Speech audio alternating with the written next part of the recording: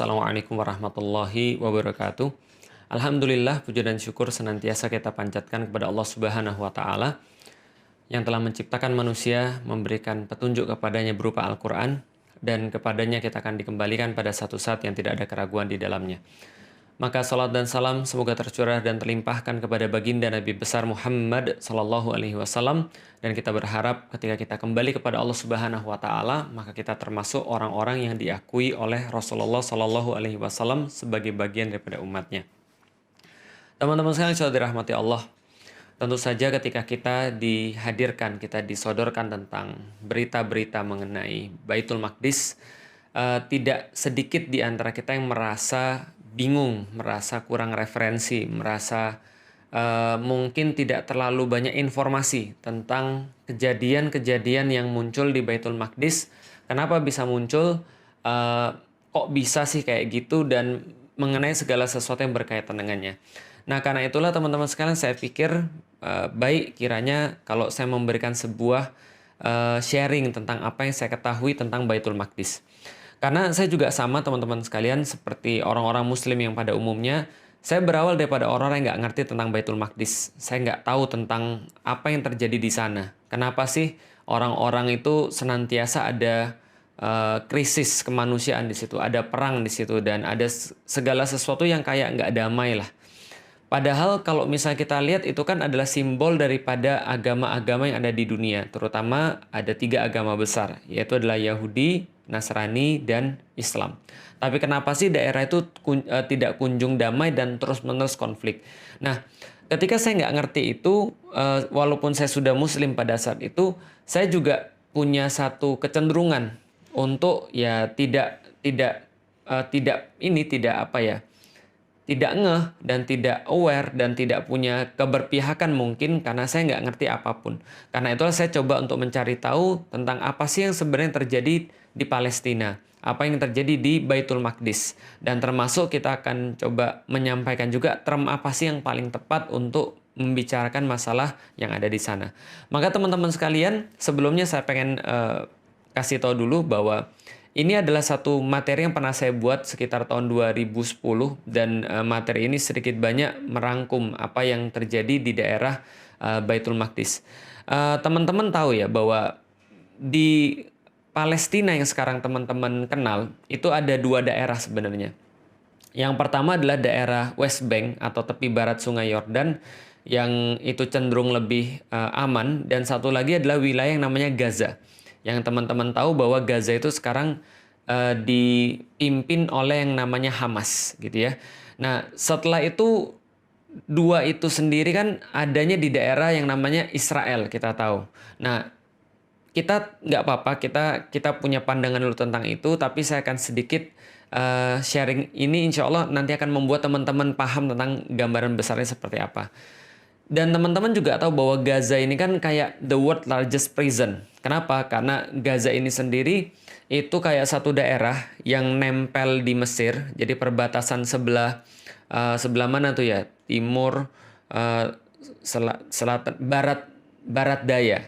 Jadi barat dayanya itu berbatasan dengan Mesir. Jadi disitulah ada pintu yang namanya pintu Rafah, dan selain pintu Rafah itu, selain itu ada 7 pintu yang lain lagi yang memang langsung berbatasan dengan Israel. Sementara yang sebelah barat itu dia berbatasan dengan Laut Mediterania. Jadi memang Gaza ini ketutup dari manapun. Dia kayak disebut the world largest prison, dan benar-benar hidup mereka itu terkunci dari arah mana saja, sehingga pernah mereka diboikot listrik, air bersih juga susah di sana, dan mereka juga kesulitan dengan segala macam fasilitas, tapi somehow mereka tetap bisa survive, yaitu adalah pertolongan Allah Subhanahu wa Ta'ala. Itu adalah Gaza. Dan Gaza ini sendiri terletak di satu wilayah lagi yang dikenal sama orang-orang disebut dengan Palestina. Jadi Palestina ini apa nanti juga akan kita jelasin.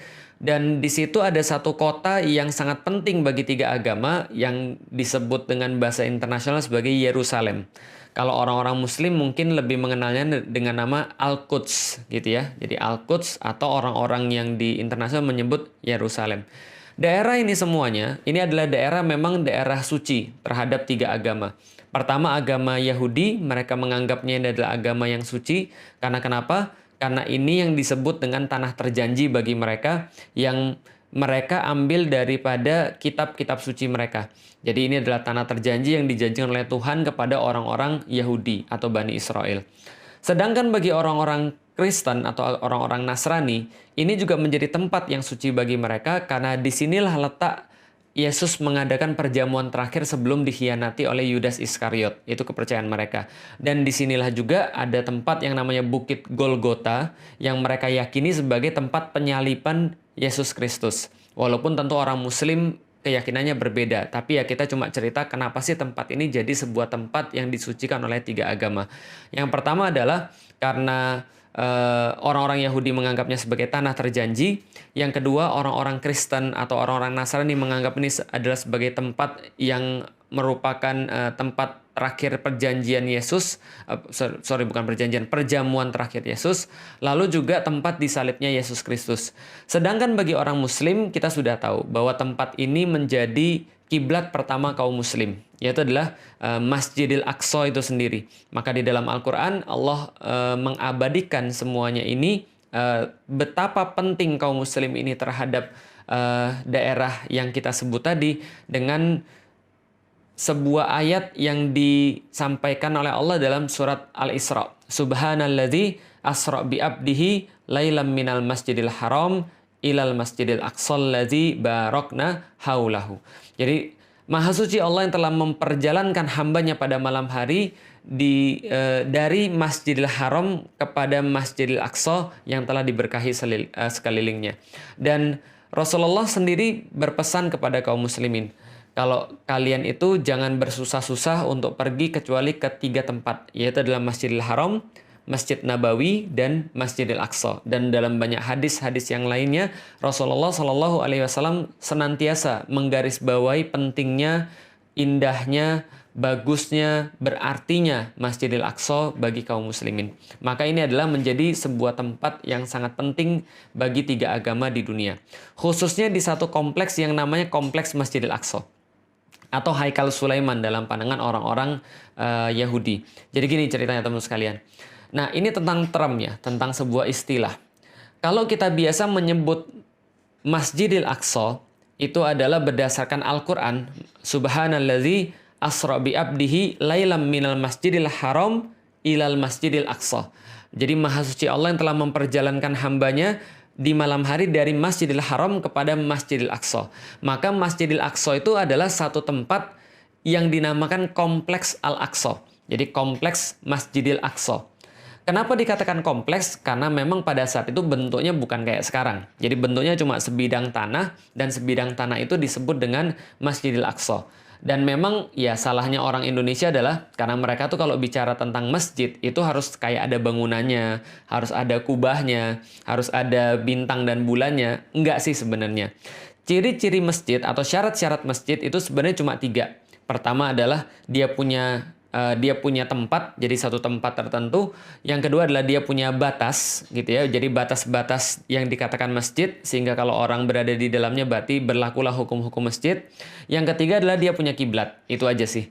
Maka sebidang tanah itulah yang disebut dengan Masjidil Aqsa. Bukan seperti yang salah duga oleh beberapa orang-orang pada zaman sekarang. Oh, Masjidil Aqsa itu ya Ustadz ya, yang ada kubah emasnya. Bukan, itu kubah as-sakhra atau kubah batu.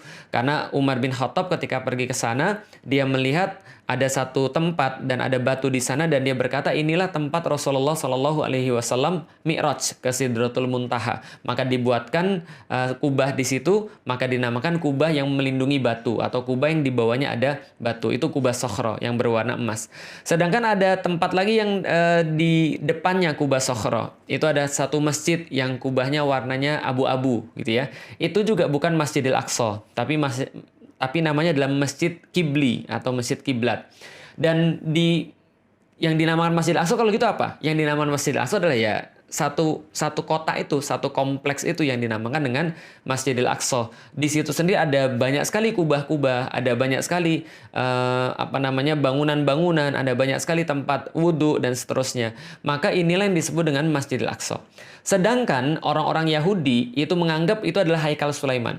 Dan Haikal Sulaiman ini memang sudah hancur sih. Nanti kita akan jelaskan. Tapi masih ada satu tembok yang tersisa daripada Haikal Sulaiman itu, yang mereka sebut dengan tembok ratapan. Yaitu adalah tembok kira-kira di sebelah barat daripada Masjidil Aqsa, atau sebelah barat daripada kompleks Al-Aqsa ini. Dan memang kompleks Al-Aqsa ini kita sudah tahu adalah kompleks yang sangat ancient, kompleks yang sangat kuno, yang memang disucikan oleh 3 agama. Nah, jadi sekarang teman-teman sudah tahu ya, kenapa sih Masjidil Aqsa itu disucikan oleh 3 agama.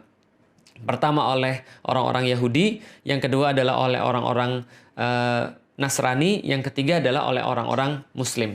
Nah, sekarang kita coba cerita dulu, kok bisa sih orang-orang Yahudi itu masuk ke sana, dan kok bisa sih orang-orang Yahudi itu ya juga keluar dari sana. Pertama-tama teman-teman sekalian tahu bahwa Yahudi itu dulunya dikenal dengan nama Bani Israel. Jadi Bani Israel ini adalah keturunannya Nabi Yakub alaihi salam. Jadi Nabi Yakub sendiri itu bergelar Israel, yang artinya adalah kekasih Allah. Dan dia punya 12 anak. Salah satunya teman-teman pasti sudah tahu. Jadi ada 12 anak dari 4 istri. Jadi dari 4 istri ada 12 anak. Yang teman-teman pasti kenal adalah Nabi Yusuf. Itu adalah anak daripada Nabi Yakub. Nabi Yusuf dan 11 saudaranya yang lain, itu mereka yang disebut dengan Bani Israel. Dan kita sudah tahu juga, Yusuf itu nanti menjadi bendahara Mesir, lalu kemudian orang-orang Bani Israel nanti masuk ke Mesir, lalu beranak pinak di sana. Singkat cerita, kemudian mereka diperbudak oleh Fir'aun, lalu Fir'aun itu didatengin oleh Nabi Musa dan Harun. Maka Nabi Musa dan Harun itu ngajak mereka pergi dari Mesir untuk menuju ke satu tempat yang dijanjikan oleh Allah Subhanahu wa Ta'ala. Dan kita sudah tahu juga di dalam Al-Quran, ketika Nabi Musa itu datang ke sana, ke tempat itu, bertemu dengan orang-orang yang orang-orang itu kasar, gede. Inilah yang dinamakan dengan orang-orang Filistin. Jadi orang-orang yang memang asli di situ, orang Filistin. Maka kita kenal sekarang namanya daerah Filistin atau Palestina. Tapi orang-orang Yahudi kan nggak mau masuk. Allah katakan di dalam Al-Quran, mereka malah ngece. Mereka malah berbuat sesuatu yang tidak pantas kepada Nabi Musa. Sampai mereka menyakiti Nabi Musa. Gitu kan ya. Sampai Nabi Musa berkata, "Lima tu'zunani," gitu kan ya. Kenapa engkau menyakiti aku? Dengan apa? Ya memaksiati Nabi Musa. Tidak mengindahkan perintah Allah yang dibawa oleh Nabi Musa. Lalu kemudian mereka ogah-ogahan ikut Nabi Musa. Padahal Nabi Musa sudah menunjukkan mereka banyak sekali mukjizat dan sudah mengurus mereka. Tapi ketika mereka diminta untuk berperang, masuk ke dalam daerah yang sudah dijanjikan oleh Allah Subhanahu wa Ta'ala, mereka malah bilang, "Enggak deh, makasih, kami enggak mau ikut-ikutan. Kami ngeri ngelihat orang-orang yang ada di sana. Udah kamu aja yang perang sama Tuhanmu. Kami nggak mau ikut-ikutan. Kami di sini duduk-duduk aja lah." Nah, karena itulah Allah murka kepada mereka dan Allah menyesatkan mereka sebanyak 4 masa. Mereka nggak bisa masuk ke sana. Dan mereka bisa masuk ketika zamannya nanti Yusha bin Nun yang melanjutkan pengurusan terhadap Bani Israel setelah Nabi Musa dan Nabi Harun. Dan itu pun mereka nggak berhenti buat masalah. Mereka malah kemudian ingkar terhadap perintah Allah. Mereka mempermainkan aturan-aturan Allah. Mereka malah membuat olok-olokan terhadap para nabi dan seterusnya. Dan singkat cerita lagi, Yusha bin Nun ini membagi tanah terjanji, tanah Filistin itu menjadi 12 bagian. Yaitu adalah merujuk pada 12 Bani Israel atau 12 anak-anak Nabi Yakub. Sedangkan Yusha bin Nun sendiri itu menjadi sebuah penengah di antara mereka untuk memerintah mereka. Karena memang urusan mereka senantiasa diurus oleh para nabi. Tapi ya itulah, bukan Yahudi kalau enggak bikin masalah. Mereka bikin masalah lagi. Mereka terpecah lagi, ribut lagi, dan akhirnya terbagi 2 wilayah. Wilayah pertama itu ada kerajaan Israel yang ada di utara. Wilayah kedua namanya kerajaan Yehuda yang ada di sebelah selatan. Jadi kalau misalnya kerajaan Israel ini mereka punya ibu kota namanya Samaria. Sedangkan ibu kotanya kerajaan Yehuda itu ibu kotanya Yerusalem. Seperti yang sudah kita tahu dan kita sudah ceritakan tadi. Dan ini mereka terus-menerus berselisih dan konflik satu sama lain. Terus-menerus konflik sampai akhirnya ada satu kerajaan namanya kerajaan Assyria itu menaklukkan kerajaan Israel yang ada di utara. Nah, ini saya sudah ringkaskan, dan ini nanti insya Allah tulisan ini akan saya berikan pada teman-teman sekalian, karena saya udah ngeringkasin beberapa tentang beberapa sejarah tentang Israel. Nah, jadi teman-teman sekalian, pada tahun 722, ini kerajaan Assyria 722 sebelum Masehi ya. Kerajaan Assyria ini menaklukkan wilayah bagian utara, yaitu adalah kerajaan Israel. Dan ketika dia mau menaklukkan kerajaan Yehuda, maka kerajaan Assyria ini keburu ditaklukkan sama kerajaan Babilonia. Jadi diserang sama kerajaan Babilonia yang rajanya sangat terkenal, namanya Nebukadnezar gitu kan ya. Bukhtanasir kalau dalam bahasa Arabnya.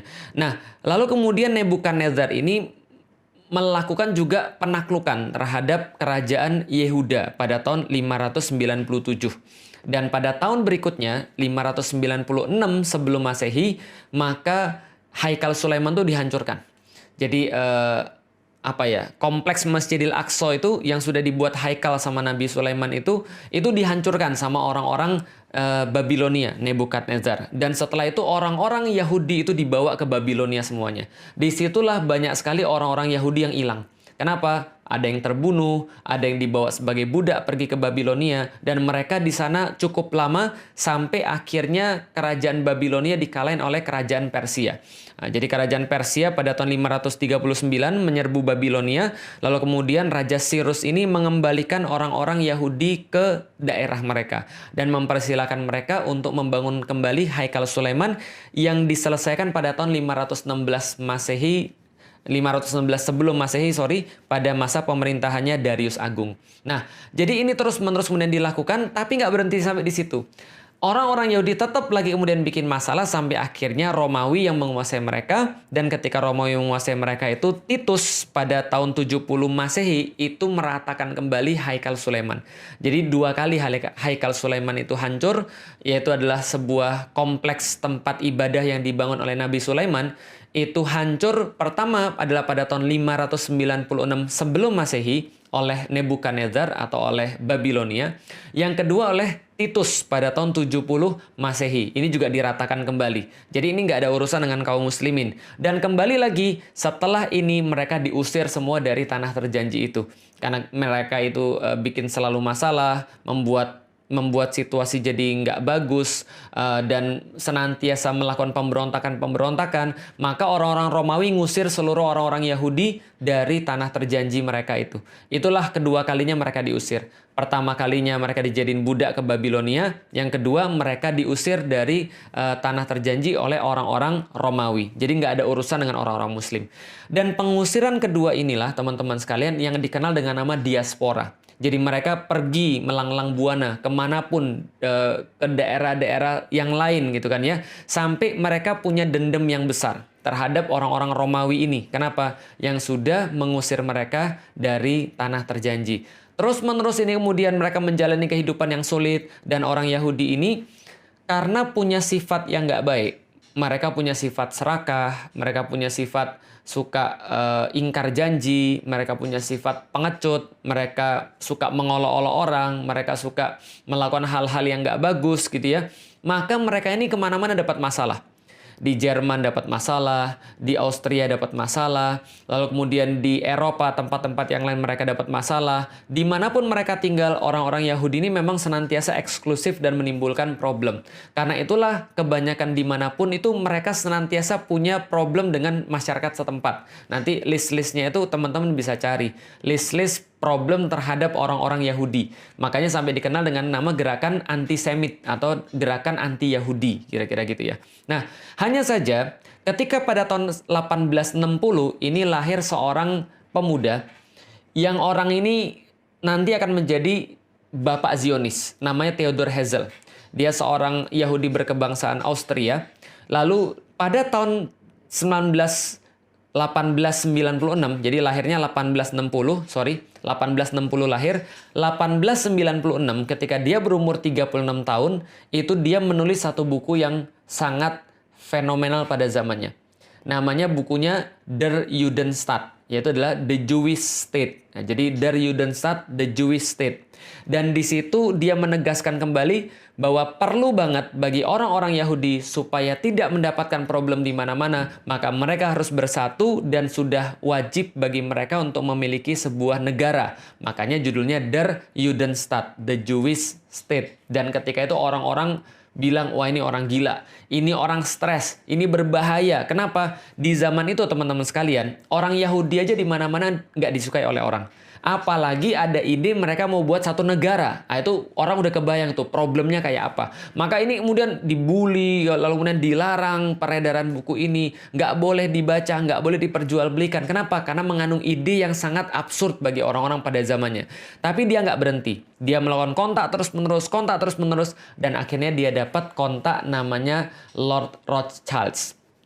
Jadi ada satu keluarga sangat kaya sekali yang merupakan pionir daripada sistem perbankan. Namanya adalah keluarga Rothschild. Dan waktu itu Theodor Herzl ini dapat sponsor daripada Rothschild. Lalu dia pada tahun berikutnya, pada tahun 1837 ini mengadakan 1897. Jadi setahun setelah bukunya keluar 1896, lalu pada tahun 1897 maka diadakanlah sebuah Kongres Zionis pertama di dunia. Apa yang mereka kemudian simpulkan di sana? Kami harus bangun satu negeri untuk orang-orang Yahudi, untuk mewujudkan cita-cita orang-orang zaman dulu bahwa negara Yahudi harus bersatu dan punya satu tempat. Pertanyaannya teman-teman sekalian, kalau ada orang-orang kayak gini yang memang di mana-mana bikin masalah, di mana-mana dibenci sama orang, lalu mereka punya ide dari Judenstaat, gimana kalau kita buat satu negara buat orang Yahudi, the Jewish state. Kalau gitu pertama kali mereka harus cari tanah dong, mereka harus cari tempat dong. Pertanyaannya tempatnya di mana?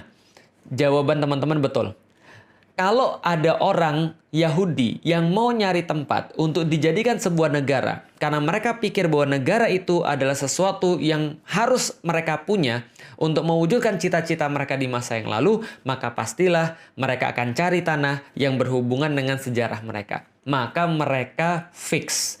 Ketika Kongres Zionis itu, mereka mengatakan kami mau punya tanah, yaitu adalah tanah yang dijanjikan oleh Tuhan bagi kami.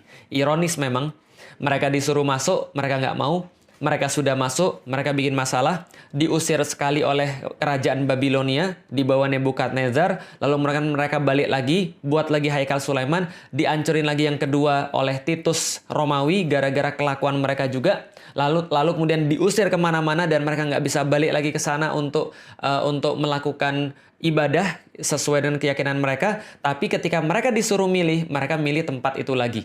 Karena kenapa? Ya karena mereka merasa itu kaitan dengan sejarah mereka. Padahal mereka sudah mengabaikan tempat itu in the first place untuk pertama di awal kalinya, gitu kan ya. Nah ini mereka kemudian mau balik lagi ke tanah terjanji. Mereka bilang balik ke tanah Zion, balik ke tanah terjanji mereka, yaitu adalah tanah yang disebut dengan tanah Palestina. Pertanyaannya, siapa penguasa tanah Palestina pada saat itu? Siapa penguasa tanah Baitul Maqdis pada saat itu? By the way, teman-teman sekalian, tadi kita sudah sampaikan soalan istilah. Masjidil Aqsa itu disebut dengan Baitul Maqdis sendiri. Jadi Masjidil Aqsa yang kotak itu adalah Baitul Maqdis sendiri ketika dikatakan oleh Rasulullah Shallallahu Alaihi Wasallam. Kompleks Masjidil Aqsa itu dalam istilah Rasulullah, dalam istilah hadis adalah Baitul Maqdis. Kota Yerusalem sendiri dalam istilah hadis juga disebut dengan Baitul Maqdis. Dan tanah yang terjanji itu atau Ardul Mubarakah atau Ardul Muqaddas atau Ardul Muqaddasah itu adalah juga disebut dengan Baitul Maqdis. Jadi Baitul Maqdis itu ada tiga istilah. Pertama adalah istilah untuk kompleks masjidnya. Yang kedua adalah istilah untuk kota Yerusalemnya. Yang ketiga adalah untuk wilayah yang lebih besar yang dinamakan dengan bumi yang diberkahi atau bumi yang disucikan itu. Nah maka ini yang mereka pengen untuk mereka masuk ke sana. Siapa yang saat itu memiliki Baitul Maqdis atau tanah yang terjanji yang menurut orang Yahudi pengen mereka jadikan sebagai the Jewish state itu, yang memiliki adalah orang Muslim yang pada saat itu bersatu dalam satu kepemimpinan besar yang dinamakan dengan Khilafah Utsmani. Nah, Pemimpin Khilafah Utsmani pada saat itu namanya adalah Abdul Hamid II. Maka datanglah orang-orang Zionis kepada Abdul Hamid II untuk meminta izin. Mereka ingin mendirikan pemukiman untuk orang-orang Yahudi yang akan jadi cikal bakal negara Yahudi. Bagaimana kemudian respon daripada Abdul Hamid? Maka mereka datang kepada pemilik tanah terjanji yang mereka inginkan sebagai tempat pendirian negara Yahudi, yaitu adalah Khalifah kaum Muslim. Khalifah daripada kekhilafan Utsmani yang pada saat itu adalah Sultan Abdul Hamid II. Maka apa respon daripada Sultan Abdul Hamid kepada Theodor Herzl dan juga kelompoknya? Ini adalah yang bisa kita dapatkan. Maka Sultan Abdul Hamid tidak ingin menemui Herzl, lalu mengirim pesan kepadanya, beritahu pada para Yahudi yang tidak sopan itu bahwasanya hutang-hutang Utsmani itu bukan merupakan perkara yang hina. Prancis pun punya hutang dan tidak mempengaruhi mereka. Yerusalem adalah bagian dari tanah kaum Muslim sejak Khalifah Umar menerima tanah itu dari Safronius. Dan aku tidak ingin menanggung malu dan beban sejarah dengan menjual tanah suci yang telah diamanahkan itu kepada para Yahudi, lalu mengkhianati amanah dan kepercayaan umat. Yahudi simpan saja harta mereka, sebab Utsmani tidak akan bersembunyi di balik istana-istana yang dibuat dari uang musuh-musuh Islam. Jadi teman-teman sudah tahu juga bahwa Utsmani pada saat itu berada dalam kondisi yang sangat-sangat decline, menurun. Hutang-hutangnya banyak dan mereka tidak memiliki cash flow yang baik. Maka orang-orang Yahudi itu datang dengan menawarkan uang untuk mereka. Dan itu adalah respons daripada Sultan Abdul Hamid pada 1987. Tapi tentu saja Yahudi tidak akan pernah menyerah gitu kan ya, ketika mereka 1897 maaf. Jadi Yahudi tidak akan menyerah. Maka dia datang lagi pada tahun 1901 untuk menawarkan lagi kepada Utsmani sebuah penawaran yang lumayan bikin ngiler ya teman-teman sekalian ya. Yahudi kembali, maka mereka nggak main-main. Maka mereka menawarkan pada Sultan Abdul Hamid itu sekitar 150 juta pound sterling di masa itu. Nah kalau sekarang itu kira-kira setara dengan 305 triliun ya, triliun rupiah minimal. Lalu kemudian diberikan lagi bonus kalau misalnya Sultan Abdul Hamid mau memberikan beberapa bidang tanah kepada orang-orang Yahudi untuk mendirikan negaranya itu, maka mereka memberikan bonus membangun Universitas Utsmani dan memberikan juga kapal perang kepada orang-orang Utsmani. Karena mereka sudah punya sponsor, kita tahu namanya Lionel Walter Rothschild atau yang dikenal dengan Sir Lord Rothschild itu. Maka kemudian Abdul Hamid berkata lagi kepada Herzl yang menawarkan tawaran-tawaran itu tadi. Nasihati Dr. Herzl, jangan sekali-kali meneruskan proyek itu. Aku tidak bisa berikan tanah itu karena tanah itu bukan milikku. Tanah itu milik umat muslim yang telah berjihad dan menyiraminya dengan darah mereka. Yahudi silahkan simpan uang mereka. Lalu kemudian Abdul Hamid melanjutkan, jika khilafah Islam dimusnahkan pada satu hari, mereka boleh mengambil tanah itu tanpa bayar. Jadi kayak apa ya? Kayak sebuah kedikdayaan gitu ya, sebuah kemuliaan, sebuah izah. Jadi pokoknya selama ada khilafah, selama aku masih ada dan selama kaum muslim itu punya kekuatan, kalian nggak bakal bisa. Tapi kalau saya ini sudah nggak ada, ambil gratis aja. Seolah-olah ya Abdul Hamid mungkin nggak akan berpikir bahwa sebentar lagi khilafah itu ya tidak akan ada di muka bumi, sehingga kaum muslimin tidak memiliki pelindung dan tidak memiliki perisai.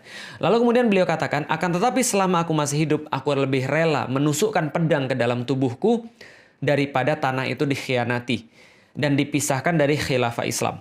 Aku tidak akan memulai pemisahan tubuh kami selagi kami masih hidup. Jadi itu adalah jawaban final yang diberikan oleh Abdul Hamid kepada Federasi Zionis. Nah, setelah itu Zionis nggak pernah datang lagi. Tapi walaupun miswab, setelah Abdul Hamid menolak mereka itu, walaupun miswab, siapa yang merancang Perang Dunia Pertama ini, tapi yang jelas setelah selesai Perang Dunia Pertama ini, keuntungan yang didapat paling besar adalah keuntungan bagi orang-orang Yahudi. Jadi apa yang terjadi? Tahun 1914 muncul perang. Pada saat itu ada blok sekutu melawan blok sentral.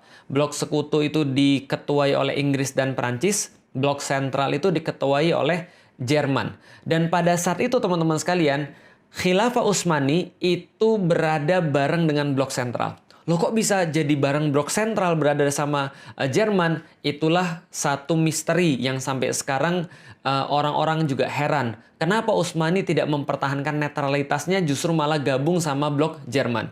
Dan kita sudah dapat sampai sekarang bahwa ada banyak sekali intrik yang terjadi di Khilafah Utsmani pada saat itu, bahwa sultan yang ada hanya sekedar sultan kayak apa ya, simbol saja, tapi pemerintahan itu sebenarnya dijalankan oleh satu partai yang partai itu tidak mau dikendalikan oleh sultan. Jadi berada di luar kendali sultan. Dan mereka punya satu menteri, yang menteri ini akhirnya justru membuat kesepakatan rahasia dengan Jerman ketika justru Jerman sudah mengumumkan perang terhadap sekutu. Maka seolah-olah sekutu bilang, ya udah kalau gitu Utsmani adalah bagian daripada blok sentral. Maka Utsmani mau nggak mau harus ikut perang karena seolah-olah sudah ya memang ikut perang. Nah, itulah dalam tanda kutip ketidaksengajaan orang-orang Utsmani, Khilafah Utsmani untuk ikut perang.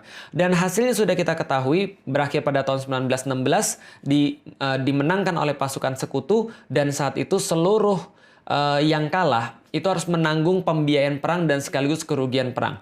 Nah, khusus untuk Utsmani, maka wilayah-wilayahnya itu dibagi oleh Inggris dan Prancis lewat perjanjian Sykes-Picot pada tahun 1917. Sykes ini adalah seorang komandan dari Inggris, Picot ini adalah seorang komandan dari Prancis. Mereka bersepakat untuk berunding dan membagi wilayah-wilayah Utsmani. Dalam perjanjian ini, maka mereka membagi wilayah-wilayah, ada wilayah bagi Inggris, ada wilayah-wilayah bagi Prancis, dan mereka menggunakan ada satu wilayah bersama, wilayah khusus, yaitu adalah wilayah Palestina dan sekitarnya. Itu dikasih wilayah khusus. Tapi sebenarnya yang punya siapa? Yang punya adalah Inggris. Ketika kita sudah paham bahwa Inggris memiliki wilayah kaum muslim termasuk wilayah Palestina atau wilayah Baitul Maqdis, berikutnya kita sudah duga. Lord Rothschild langsung nulis surat permintaan kepada pemerintah Inggris, lalu direspon oleh Menteri Luar Negeri Inggris yang pada saat itu dijabat oleh Lord Balfour. Jadi Arthur James Balfour.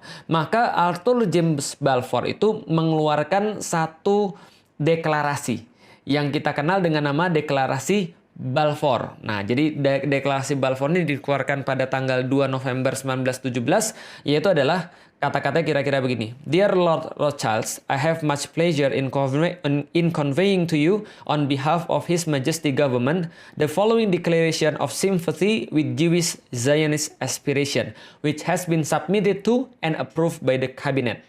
His Majesty Government view with favor the establishment in Palestine of a national home for the Jewish people and will use their best endeavors to facilitate the achievement of this object.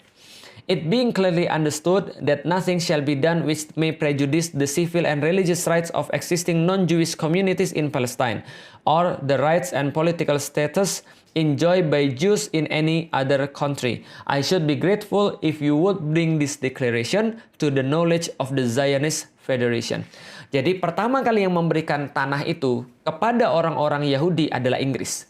Dan Inggris memperkuat ini lewat diterbitkannya Mandate for Palestine.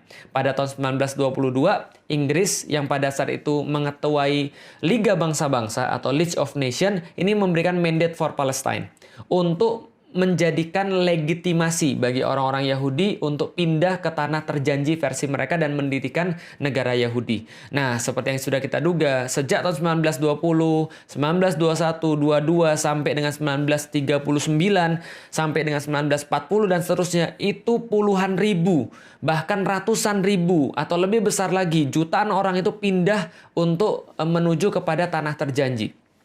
Yaitu adalah tanah yang diberikan oleh Inggris kepada orang-orang Yahudi. Dan apa yang kemudian berikutnya terjadi? 29 November 1947, pasca Perang Dunia Kedua, di mana pemimpin dunia sekarang sudah berganti, awalnya adalah Inggris berganti menjadi Amerika, maka Amerika mengubah dari Liga Bangsa-Bangsa, daripada League of Nations menjadi United Nations, menjadi Persekutuan Bangsa-Bangsa, PBB. Maka PBB inilah yang akhirnya seolah-olah menjadi penengah untuk menyelesaikan konflik yang ada di Palestina. Mereka bilang, kalau gitu kita bagi dua aja. Ini perampokan yang sangat luar biasa. Penjajahan yang di awal diamini oleh PBB adalah penjajahan atas negeri Palestina, penjajahan atas negeri Baitul Maqdis. Kenapa? Karena mereka langsung membagi wilayah menjadi dua, ada wilayah Israel yaitu ada 55% daripada tanah Palestina, sedangkan 45% diberikan kepada orang-orang Arab. Itu adalah usulan daripada PBB, namanya UN Partition. Partisi yang diberikan oleh PBB pada tahun 1947 tanggal 29 November. Nah, ini adalah satu penjajahan dan satu perampokan yang besar. Menindaklanjutin itu semuanya, orang-orang Israel kemudian mendirikan negara Yahudi. Jadi Israel Declaration on a Jewish State. Jadi mereka akhirnya memenuhi apa yang mereka inginkan. Mereka bentuk Der Judenstaat pada tanggal 14 Mei 1948, di mana Perdana Menteri pertamanya adalah David Ben Gurion. Maka pada tanggal itu didirikan negara Yahudi, negara Israel, dan sekaligus menjadikan Palestina stateless. Menjadikan Palestina itu tidak punya negeri, tidak punya hak sebagai manusia. Karena itulah apapun yang mereka lakukan senantiasa pasti mereka yang salah. Kenapa? Karena mereka tidak diakui oleh hukum internasional. Yang diakui adalah Israel oleh PBB. Siapa yang memerintahkan? Amerika. Dari sini teman-teman sudah tahu bahwa siapa bapaknya Israel atau negara Israel laknatullah itu, siapa yang kemudian menjadi bapak daripada negara penjajah yang bengis itu? Yang menjadi bapaknya adalah Inggris. Yang menjadi ibunya siapa? Yang menjadi ibunya adalah Amerika. Lalu siapa yang menjadi bidannya? Bidannya adalah PBB. Sehingga kalau kita tahu semua itu, nggak mungkin Inggris, nggak mungkin Amerika, nggak mungkin PBB akan menguntungkan bagi orang-orang yang terjajah di Palestina. Pasti mereka akan menguntungkan anak mereka yang mereka lahirkan, yaitu Israel itu tadi. Jadi kalau berharap pada mereka ya, itu sama aja kayak Anda berharap mimpi di siang bolong kan gitu kan ya. Nah, setelah itu kemudian banyak sekali protes daripada orang-orang Arab pada saat itu dengan keberadaan Israel, lalu diakhiri dengan perang 6 hari. Perang 6 hari ini secara ajaib keroyokan daripada Syria, Irak, Yordan, Saudi, Mesir itu dimenangkan oleh orang-orang Israel secara ajaib. Tapi yang terjadi sebenarnya adalah ya pengkhianatan kaum muslimin, pengkhianatan penguasa-penguasa negeri kaum muslimin.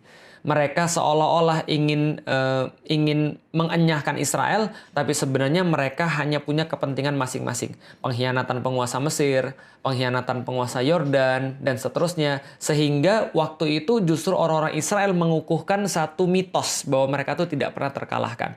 Kaum muslimin hancur, dan kemudian seolah-olah Israel tidak tersentuh, dan menjadilah kita seperti sekarang.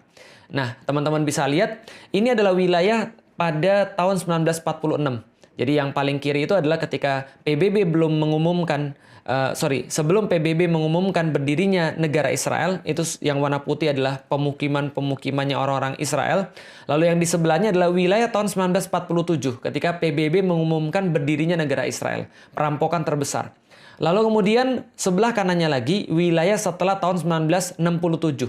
Setelah perang 6 hari yang direkayasa tadi dan pengkhianatan para penguasa-penguasa muslim terhadap umat muslim sendiri di seluruh dunia. Dan yang sebelah kanan adalah tahun 2000.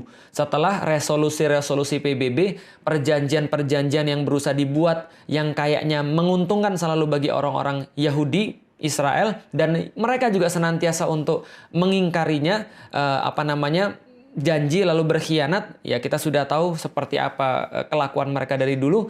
Setelah perjanjian-perjanjian damai itu, wilayah kaum muslimin semakin berkurang dan wilayah mereka terus bertambah. Itu yang terakhir tahun 2000. Tahun 2020, 2021 lebih parah lagi daripada semuanya itu.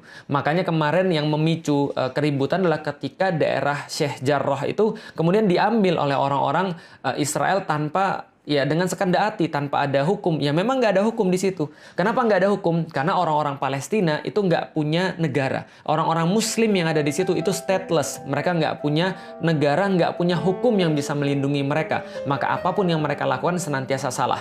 Nah, yang pengen kita sampaikan adalah teman-teman sekalian, setelah PBB itu mengumumkan berdirinya negara Israel, maka pembantaian demi pembantaian dilakukan atas nama hukum. dan hilangnya nyawa, meregangnya nyawa orang-orang yang ada di Palestina, yang ada di Baitul Maqdis, yang mereka adalah Muslim, dan itu tidak dianggap sebagai kejahatan kemanusiaan. Kenapa? Karena bagi orang-orang yang ada di PBB, bahkan orang-orang di Palestina itu bukan manusia. Kenapa? Karena mereka tidak diakui sebagai manusia. Stateless, mereka tidak punya negara, sehingga mereka tidak bisa untuk dibela secara hukum. Kenapa? Karena mereka stateless. Karena kenapa? Karena Israel yang diakui sebagai satu-satunya negara. Maka kemarin ketika saya mendengar ada orang-orang bilang, itu peta Palestina dihapus dari Google. Sejak kapan Google memakai peta Palestina? Sejak kapan Google mencantumkan Palestina sebagai sebuah negara? Mereka nggak diakui. Kenapa nggak diakui? Karena secara hukum dunia, itu bukan sebuah negara. Yang negara cuma Israel. Maka kita lihat sekarang Israel cuma yang dicantumkan di peta. Karena memang yang diakui sebagai negara adalah dia. Siapa yang ngakui negara? PBB. PBB kan bidannya. Maka kalau misalnya ngarep PBB nyelesain masalah Palestina, nggak akan mungkin. Menyelesaikan masalah di Baitul Maqdis, nggak bakal mungkin. Karena mereka yang bikin masalahnya di awal. Jadi teman-teman sudah paham. Nah, kenapa misalnya PBB bisa begitu? Ya karena mereka didukung. Didukung oleh siapa? Mereka didukung oleh Amerika, mereka didukung oleh Inggris, mereka didukung oleh kebanyakan orang-orang penguasa di dunia. Sementara orang-orang Muslim penguasa-penguasanya hanya bisa diam melihat hal yang seperti ini. Kalaupun ada yang berbicara, alhamdulillah ada yang berbicara, maka yang berbicara ini posisinya terjepit. Maka yang berbicara ini tidak bisa berbicara lantang. Kenapa? Mereka tidak bisa mengerahkan pasukan militer ke sana karena bertentangan dengan hukum internasional. Maka ini yang kemudian bisa kita lihat pada saat ini. Nah, apa yang bisa kita lihat pada Januari 2009 misalnya, ketika orang-orang Israel laknatullah menunjukkan kebiadabannya sekali lagi kepada kaum muslimin dengan menghujani kaum muslimin dengan rudal-rudal, dengan senjata-senjata kimia yang sangat tidak manusiawi, tapi tetap aja dibela sama Amerika. Obama bisa berkomentar, Israel have a rights to defend itself. Kenapa? Karena ketika munculnya pun ketika dia pengen jadi presiden, ya dia berpidato di depan AIPAC. American Israel Public Affairs Committee, dan mengatakan komitmennya untuk mendukung orang-orang Israel dan mendukung kemuktahiran senjata-senjata Israel sebesar 30 miliar US dollar. Jadi ini yang kemudian dijanjikan oleh Amerika terhadap pemerintahan Israel. Dan mereka menggunakan ini sebagai kayak komitmen. Kalau misalnya mau jadi presiden ya harus dukung Israel. Kalau nggak mau dukung Israel ya susah untuk jadi presiden. Kenapa? Karena nggak didukung oleh komunitas Israel, nggak didukung oleh komunitas Yahudi. Lalu gimana dengan penguasa-penguasa Muslim? Ya itu yang kita kemudian agak miris. Kok bisa ada orang-orang Muslim yang justru diam ketika melihat saudara-saudara Muslimnya dizolimi? Dengan kata-kata itu bukan negara saya. Bahkan Mesir itu menghalangi orang-orang yang mau untuk mengungsi, menghalangi suplai air bersih dan menghalangi suplai logistik ke situ. Bahkan negeri-negeri yang lain juga nggak peduli melihat kondisi itu, seolah tutup mata. Padahal mereka sama-sama orang-orang Arab. Padahal mereka sama-sama Muslim. Mereka sama-sama Qur'annya sama, kiblatnya sama, Rasulnya sama. Tapi mereka tidak bisa berbuat apapun, bahkan cenderung diam, bahkan bekerja sama dengan penjajah-penjajah Israel ketika kaum muslimin sedang dibunuh di situ. Ini adalah sesuatu yang sangat miris sekali teman-teman sekalian. Nah, maka apa yang bisa kita lakukan teman-teman sekalian? Ketika kita melihat semua ini ya nggak ada yang bisa kita lakukan. Yang bisa kita lakukan ya sesuatu yang tidak esensial. Seperti berdoa dan berdonasi. Mungkin sharing tentang perkara-perkara kayak gini. Nggak ada yang bisa kita lakukan lebih daripada itu. Kenapa? Karena kalau teman-teman nyimak dari awal, kita jadi tahu permasalahan kaum muslimin adalah karena mereka tidak bersatu. Karena mereka tidak bersatu, mereka tidak punya kekuatan. Kenapa mereka tidak punya kekuatan? Mereka tidak punya kepemimpinan. Maka yang bisa menyelesaikan permasalahan Palestina, permasalahan Baitul Maqdis adalah ketika kaum muslimin itu bersatu dan mereka punya kepemimpinan sehingga mereka terorganisir dengan kekuatan mereka. Itu yang terjadi pada masa-masa yang lalu ketika orang-orang Yahudi tidak bisa berbuat apapun. Mereka tidak bisa untuk menyerang kaum muslimin. Mereka tidak bisa untuk menakut-nakuti kaum muslimin. Mereka tidak bisa untuk berbuat seenaknya ketika kaum muslimin masih punya kekuatan pada masa lalu di bawah kekhilafan Utsmani tadi itu. Maka tidak ada yang bisa menyentuh Baitul Maqdis. Kenapa? Karena kaum muslimin akan membela dengan darah mereka. Kaum muslimin akan membela kehormatan negeri mereka dengan seluruh kekuatan yang mereka punya. Tapi sekarang ketika itu tidak ada, maka kita tidak bisa berbuat apapun. Karena kita tidak punya kekuatan, kita tidak punya persatuan. Lalu gimana caranya? mengacu pada Rasulullah Shallallahu Alaihi Wasallam, maka yang pertama adalah kita harus berjihad secara ilmu. Pahami tentang Baitul Maqdis, ngerti tentang Baitul Maqdis, pahami tentang Palestina. Apa yang harus kita perjuangkan sebenarnya? Perjuangan apa yang tidak akan punya buah? Perjuangan mana yang dilakukan oleh Rasulullah Shallallahu Alaihi Wasallam? Misal, kalau orang nggak ngerti teman-teman sekalian terhadap masalah ini, maka dia akan bilang, oke, kalau gitu kita akan minta agar kita kembali pada daerah 1947. Yaitu adalah ketika PBB membagi dua wilayah ini, yaitu adalah wilayah Israel 55% dan wilayah kaum muslim 45%. Ini salah, karena mereka nggak ngerti. Kok malah diperjuangkannya adalah wilayah ketika terjadi perampokan. Kayak kita, ada orang tiba-tiba masuk ke rumah kita, lalu dia bilang, saya bawa surat dari RT. Bahwa mulai dari hari ini, RT bilang bahwa rumah ini kita harus bagi dua. Kamu tinggal di WC dan di dapur, saya ambil selain itu. Emang kita terima kalau kayak gitu? Ini kan perampokan. Ini kan penjajahan. Kok kita malah terima yang kayak gitu? Kok malah kaum muslimin menyerunya pada wilayah 1947? Kita nggak mau. Kita nggak mau wilayah 1947. Kita nggak mau wilayah 1967. Apalagi setelah Perang 6 Hari. Kita nggak mau wilayah yang sekarang. Dan bahkan kita nggak mau wilayah sebelum UN mengatakan partisi, yaitu adalah wilayah tahun 1946. Kita juga nggak mau. Yang kita mau apa? Itu adalah wilayah kaum muslimin. Penjajah harusnya dienyahkan. Orang yang merampok harusnya nggak boleh di situ. Ini adalah solusi sebenarnya. Maka solusi terhadap penjajahan ya berarti dibebaskan. Sebagaimana Umar bin Khattab membebaskan Baitul Maqdis. Sebagaimana Salahuddin Al-Ayyubi membebaskan Baitul Maqdis. Jadi penjajah itu bukan negosiasi. Tapi penjajah itu harusnya diusir. Sebagaimana penjajah Belanda itu diusir dari Nusantara. Bukan bernegosiasi, gitu loh maksudnya. Nah, maka kita harus kemudian yang pertama adalah jihad ilmu. Dan Rasulullah Shallallahu Alaihi Wasallam mencontohkan bahwa ini dilakukan sepanjang 14 tahun. Setelah itu, Rasulullah melakukan jihad negosiasi atau jihad politik yang dilakukan oleh Rasulullah sepanjang 2 tahun. Mengirimkan surat-surat, bernegosiasi dengan penguasa-penguasa yang ada di Baitul Maqdis, dan seterusnya. Lalu setelah itu baru Rasulullah menempuh jihad militer yang berakhir dengan pembebasan Baitul Maqdis di zamannya Umar bin Khattab pada tahun 638 Masehi. Inilah kemudian yang menjadi sebuah pengetahuan bagi kita yang pengen saya sharing teman-teman sekalian. Jadi teman-teman sekarang ngerti kenapa sih Palestina itu bermasalah. Atau lebih tepatnya istilahnya adalah Baitul Maqdis itu bermasalah. Lalu apa yang bisa kita lakukan untuk menyelesaikan problem Baitul Maqdis secara long term, secara permanen, yaitu adalah membangun kekuatan itu dan membangun persatuan itu dan membangun kepemimpinan itu. Lalu apa yang bisa kita lakukan sekarang?